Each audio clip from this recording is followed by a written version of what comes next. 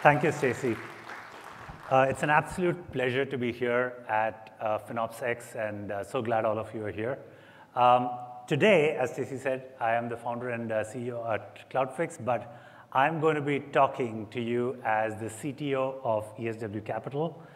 We are a group of about 150 plus enterprise software companies in the portfolio, and sorry, wrongly clicked that. And we, around 2015, found ourselves with about 40,000 AWS accounts that we had to manage of our own. Okay, so as I stand here on stage and talk to you, that's the hat I'm wearing, and I'm going to try and spend about 20 minutes doing this or sharing our lessons that we've learned. And then I'd love to have 10 minutes of Q&A at the end of it, okay? So feel free to ask questions. So let's jump right into it. And I seem to be clicking all the wrong buttons.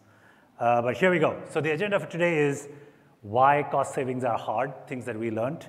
And of course, a systematic plan that we have evolved on how to get 10% saving, get to the 30% saving mark, and get to the 50% saving mark. And it's a systematic plan to get there. Okay. So this is a common thing that anyone who's been in the cloud has experienced, where your cloud cost bills are constantly going up. Now, I have to be clear here. I am going to be talking with AWS as the example, but I'm pretty sure this translates really well to the other cloud providers as well. So I have tried to create these slides in a manner where we bring some of the FinOps principles on each one of those slides. So figure out how you can apply those concepts to your cloud provider, even though I'm talking specifically about AWS. Okay? Okay, so the problem is that saving money isn't always the most intuitive thing or the easy thing to do. Okay? Let me give you a simple example. How many of you find compute or EC2 in the AWS world as to be one of the largest costs you have? Right? Okay. From analyzing over $1 billion of spend so far, I can tell you that across the board, 40% of your AWS bill is usually EC2. Now, the simplest thing that you would think is, hey, if I reduce my EC2 spend by right-sizing it, that'd be easy, right? And here's another stat that's going to shock you. Across AWS, the entire AWS ecosystem, the average utilization of EC2 instances is 6%. Okay? So the amount of waste is phenomenal. And here's another stat. Across enterprise usage of EC2, the average utilization is less than 2%. Okay? Now you think, okay, now right-sizing this should be fairly simple, right? But it's incredibly difficult. To right-size an instance, you need compute, you need the memory metrics, you need network I/O metrics or utilization metrics, and you also need disk I/O utilization metrics. And why that is important is because when you downsize your instances, a lot of these other parameters also get downsized. So the throughput that you would get on your disk I/O or your network I/O is going to shrink as you downsize. So it's really, really hard. But the hardest part here is that the memory metrics, which are one of the most important metrics that you can gather to resize your instances, for that, you just don't collect it automatically. You have to install a separate agent on your EC2 instances to be able to gather that data. Okay? Now let's assume that you've got all of this working. Okay? Only then are you actually able to figure out whether you can right size or not. One other complication. If you were running a database or Java on your EC2 instances, those applications will take up all the memory you give it. Okay? So then how do you get to the right utilization? So just trying to bring back the point that even though you might look at the largest expense that you have in your bill and you start going after it, solving that problem is incredibly hard, and we burnt our fingers many times trying to solve that. Okay, so the second part that we realized the hard way was application modernization is incredibly hard. Okay, we almost had a mutiny in our organization where the engineering team came up and said, hey, you want us to move everything to the cloud and be all cloud native and stuff like that? Do you realize that the applications that you're asking us to move are anywhere from 20 to 40 years old?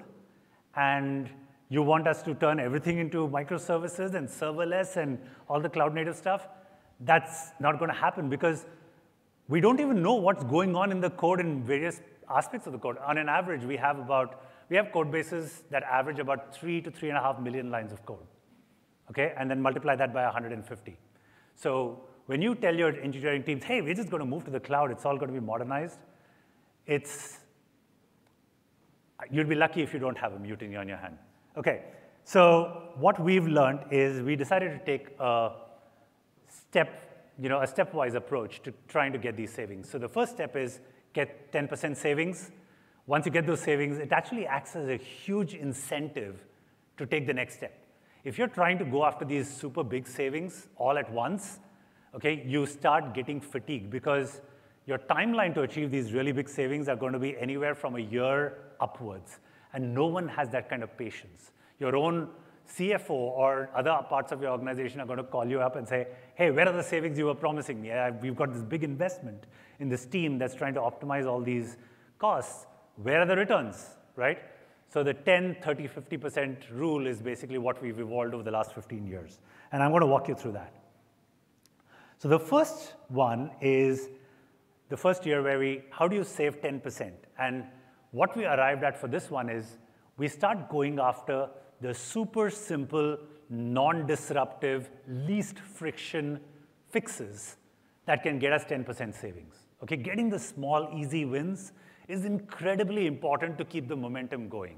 Okay, FinOps, as you've heard multiple times today, is one of these non-stop practices. You can't be one and done. Hey, one exercise that I did one quarter, I saved a bunch of money and then I'm done with it. It never works that way. Okay, any savings that you get will be very quickly eroded if you don't keep at it. So getting the super simple, non-disruptive fixes gets you the momentum to keep going. It'll keep the other stakeholders invested in the initiatives that you have, okay? I'm going to walk through a few quick, simple examples of what I put in this category. All of you have heard about S3 intelligent tiering. Anyone who hasn't heard about S3 intelligent tiering here? Great, everyone's heard about it. Okay, so S3 intelligent tiering, AWS does all the hard work. They look at all the data that's sitting in S3, and they will tier your objects that are sitting in storage in the appropriate access tier, okay? Now, here's an interesting stat that AWS put out. 90% of objects sitting in S3 are accessed exactly once, and after that, never, ever accessed again. And we're talking about tens of trillions of objects that sit in S3 today, okay? I mean, it's staggering to think that you're going to, and that one access is typically just writing it to disk and writing it into S3 and leaving it there. So when you think about that level of inefficiency, if you do not turn on S3 intelligent tiering, you are literally wasting away tons of money. When you get to deep glacier, which is the highest level of archival that you can achieve within S3, you can be up to 95% more cost efficient than paying the standard access tier, okay? So there's tons of efficiency to be gathered by just turning this on. Now, AWS has done all the hard work for you. They've built this S3 intelligent tiering. The only place where they stop short of is turning it on. And they make you turn it on every single bucket yourself, okay? So simple automation that turns it on can save you tons of money, okay? Moving on to the next one, EBS volumes. How many of you have heard of this volume type called GP3 that came out about 2.5 years ago? Okay, great. So GP3 volume types are amazing. They are the latest generation of volumes. They are 20% cheaper than the previous generation, which is GP2 volumes. And guess what? They are more performant in every scenario. Under no scenario is your GP3 volume going to cost you more or be less performant than the GP2 volumes, okay? Yet, as it stands, sorry, I misclicked again. As it stands today, less than 15% of GP2 volumes have actually switched over to GP3. And unfortunately, AWS doesn't do you any favors by making sure that the default volume type on EC2, when you launch an EC2 instance, or you launch an EMR cluster, or you launch an EKS cluster, or ECS for that matter, the defaults are always GP2. So you have to be at it. Anytime someone is launching an instance, you have to make sure that it's GP3 and not GP2 explicitly, okay? That's what I mean by non-stop. You have to be at it continuously. Okay? But when you do that, that's 20% free savings. And by the way, it's completely non-disruptive. You can go and change the attribute on the volume from GP2 to GP3. It doesn't change the ARN. It doesn't change the throughput. It doesn't change availability. You don't even need an instance restart. It's free money lying on the table that you can get. OK, last one. So turning on the VPC endpoints. OK, this one is relatively straightforward. The tax on any data that's going over the internet, especially egress costs, are incredibly high. OK? So whenever your machines are accessing S3 or DynamoDB or any of these other services that are internal to AWS, you do not want to go over the internet. You want to basically tunnel through the AWS network because that's free. So turn on VPC endpoint. It's as simple as creating a new route. And if you have that in place, all of that networking cost goes away. Right? It's an incredibly efficient way to do it. These are very, very simple, non-disruptive steps that you can take. These don't impact your applications in any way. They don't impact performance in any way. They are super simple cost efficiency measures. Okay? So those were the simple examples of the kinds of changes that you want to make.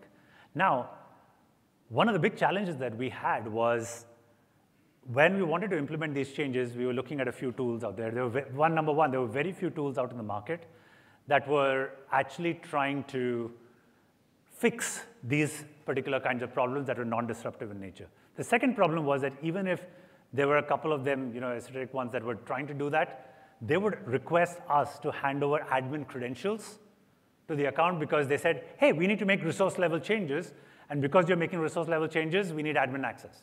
Okay? And that was a no-go. That's literally the number one don't do item on any security checklist. So we were like, how do we solve this problem? And thankfully, we worked closely with the AWS team, and they came up with Change Manager. Change Manager is AWS's recommended way of making changes. You don't have to give the tool any admin rights. All you give access to the tool is to create these Change Manager requests or the change requests that go into Change Manager. And then you, as the account owner, can go into Change Manager and approve those requests. You get to audit it. You get a full audit trail of every change that's being made so that you have all those best practices baked in to the mechanism of doing it. And so that basically puts you, as the account holder, in control of any change that's happening across the accounts.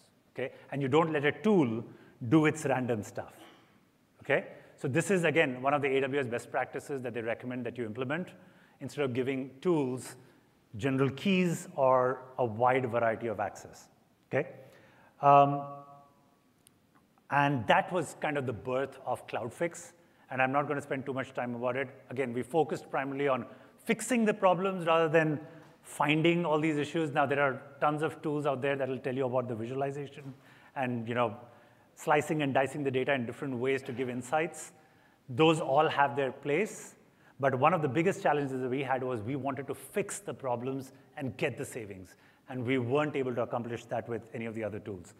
And again, we implemented AWS's recommendations on how to actually do that well. Let's move on to tier 2. How do you get to 30% savings? This one is switch over to AWS managed services. And if you're in any other cloud, leverage the services over there. Now, one of the challenges that I've spoken about is I manage 150-odd enterprise software companies and the products that come with it. I am extraordinarily averse to code, or viscerally averse to code. In my world, I have to manage roughly 2.5 billion lines of code.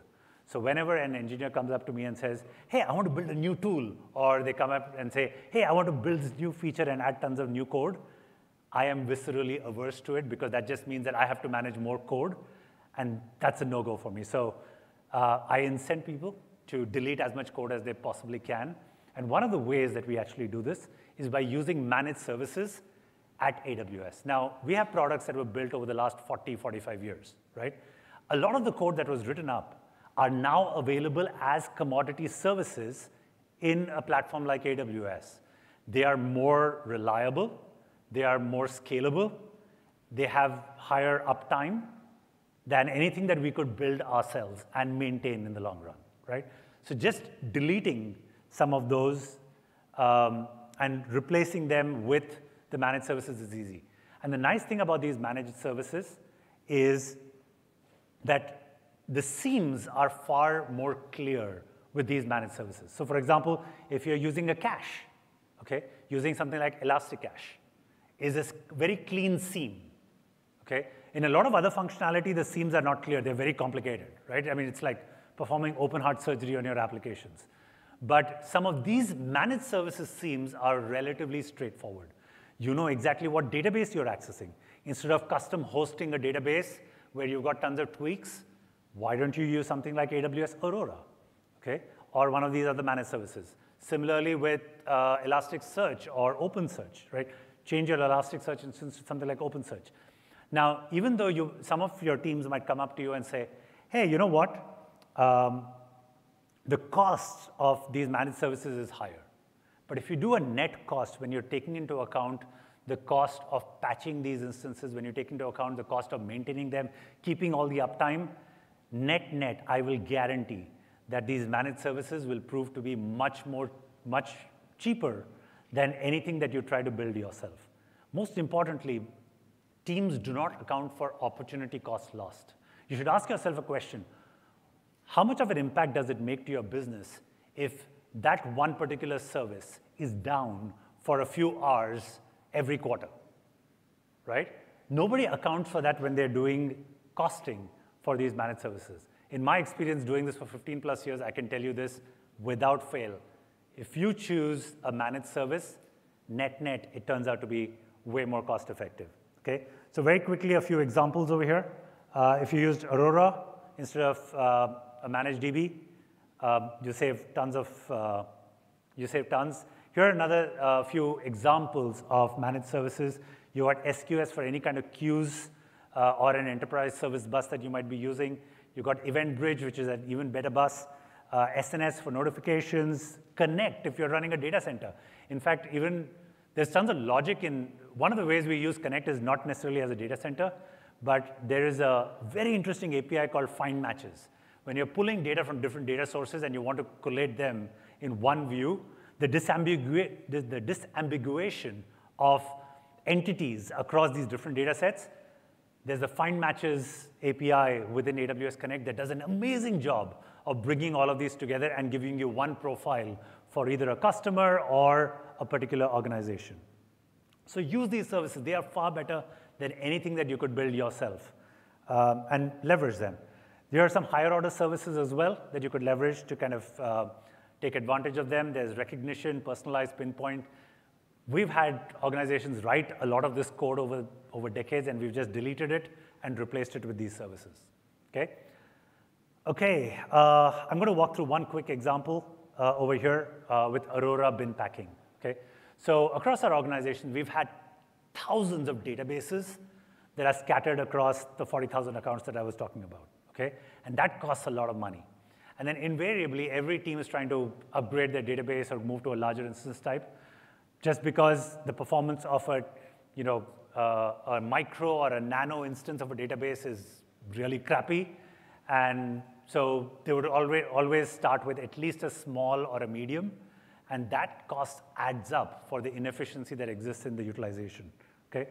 So one of the things that we started doing was we started saying, why don't we get the biggest, baddest Aurora cluster that you could get and start making sure that all the schemas are going to be on this one single cluster.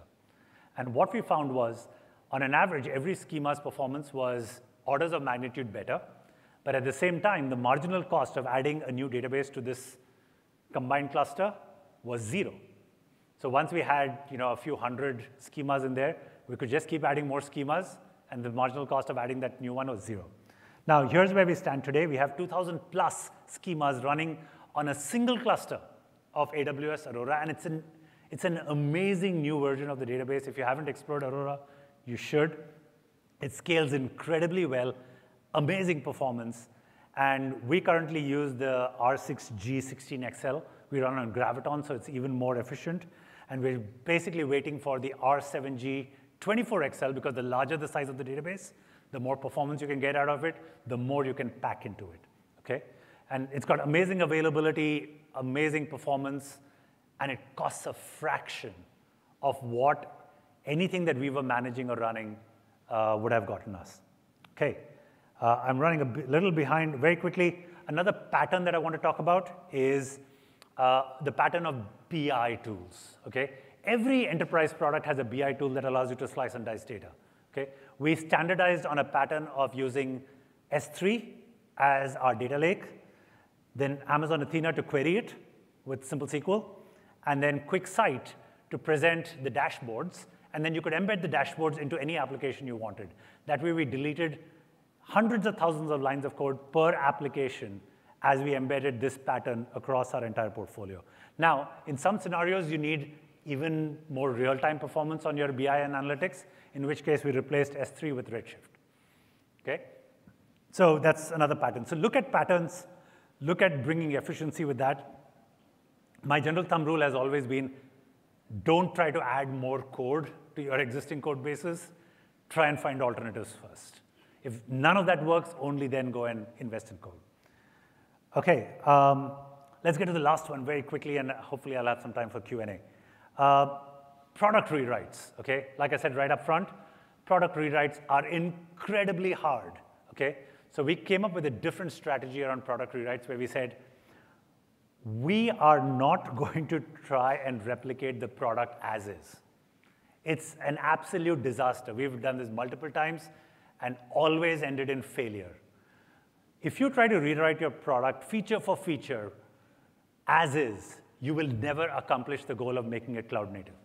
It just doesn't work. There's so much craft, there's so much know-how about why a particular feature ended up the way it is over decades that you can't capture it all, and the mechanics in the cloud are fundamentally different. So you may not be able to replicate things as is.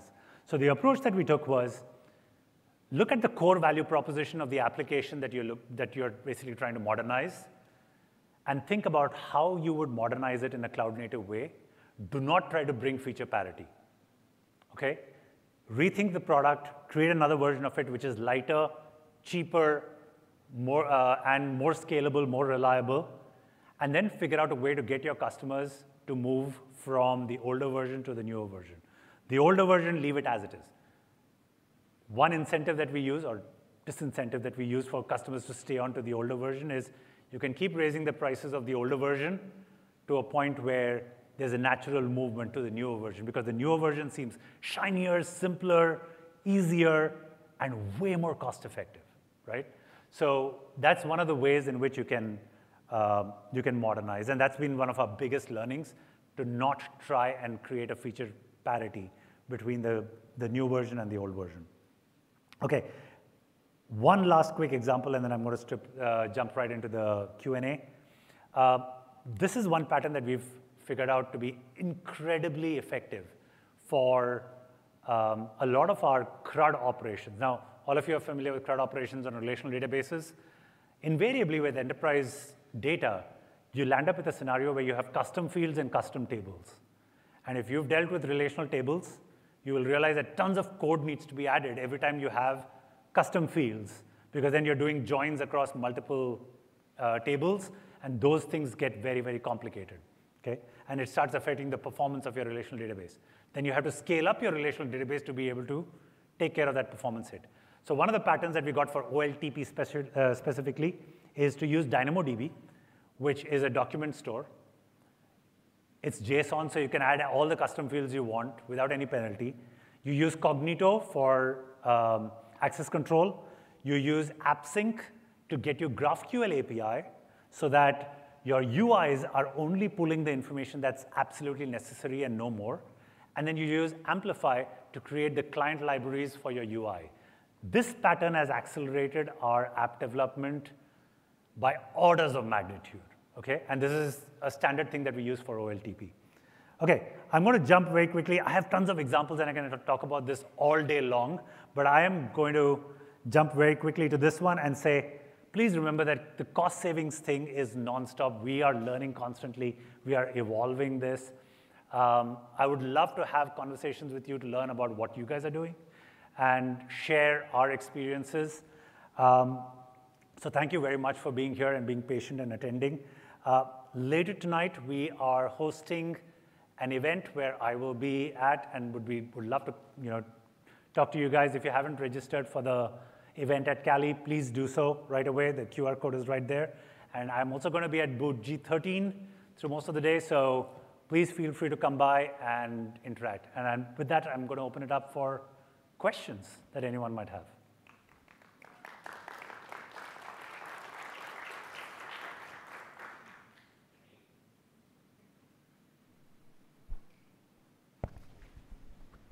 Great. I have a question. Hi. I have a question. One is, you'd mentioned that S3 intelligent tiering, 90% of the objects are accessed only once. Yes. And then you also said that EBS volume GP3, and you also at the same time asked a lot of people, and everybody said they were aware of it. And still you said only 2 to 6% utilization on EC2, and 90% so what are we missing? We all know it. We don't want to do it? What's going on? Yeah, so remember, change management is incredibly hard. Okay, any kind of changes to infrastructure, to applications is incredibly hard. This is not a technology problem. It is more a change management problem. Making sure that you can make those changes without impacting other people's workflows is one of the hardest things to do, which is why I put that in the first bucket. If you categorize a tool and a system to say, all we are trying to do is the completely non-disruptive changes, the acceptance of that is far greater than trying to say, we are doing 100 things. Oh, and by the way, 3 or 4 of those things might end up being non-disruptive, right? The way you communicate the changes that you're making, the way you execute it makes a big difference. And at the end of the day, there's inertia. It's easier and more comfortable to continue to have what you have right now, and making the changes hard. Also, at the same time, by the way, I didn't see all hands go up when it came to those particular stats. Keeping track of all the changes that are happening within AWS is an incredibly hard exercise. Okay, I mean, we are deeply embedded within the AWS ecosystem and have been working with the product teams directly for over 15 years, so we feel better off, but even we struggle to keep up with everything that's going on. If you look at the GP2 to GP3 page, just search for AWS GP2 to GP3 20% savings. It'll bring up a blog post that AWS put out. It reads like 8 pages of legalese, okay? Because they are trying to make sure every possible scenario is covered. But guess what? In the last 8 months, a lot of that data is obsolete because the throughput and the performance characteristics of GP3 have improved so dramatically on the new Nitro platform that a lot of the caveats that they put in that blog post are no longer valid, okay? So it's a communication problem. Staying current with all the stuff that's happening is also a challenge. And so the only way out of all of this is automation. If you have automation that bakes in all of this knowledge and executes it consistently, that's the only way we've found to be effective in trying to make progress. One short question, very short. Any other questions? Great. I have a question on databases. I was advocating the other way around, where you have a single database. I'm telling team to break it down and go micro so that I can cost realize properly and reach out to the respective teams efficiently, rather than when the single database where I can combine cost across all the company into one database. How do you solve cost chargeback on cost relation or problems within the databases if I educate something like this? Okay, I'm going to try and answer that in 30 seconds. So the advantage of bringing all of the, or actually, here's a mechanism that we use chargeback to kind of create good behavior. So whenever we have a centralized system like this, we actually offer it free to all of our tenants, and we charge 2x or 3x multiples for whenever somebody is behaving in a manner that is not consistent with what we want effectively at the end of the day. So if you're running your own database, go do it, sure, but it's going to cost you 3x what it would cost you otherwise. And we use that extra charge that we do to subsidize the right behavior in AWS. Okay, so it actually allows us to get all the efficiencies very, very quickly. The chargeback is one of the most effective methods I have found within an organization to bring the right behavior into focus. All right, so that brings us Great. at time. Can we get a big, huge round of applause for Thank you, Rahul everyone. Subramaniam? Thank you. Thanks for so watching that session. I'm sitting here in San Diego right after FinOps X. We hope you join us next year here live 2024. In the meantime, please subscribe to the channel and join the community. Get involved, join the summits, get in a working group, and don't forget to get FinOps certified. Because next year here in San Diego for FinOps X, it's going to be twice as big. Come join the party. Come meet your people. Welcome home.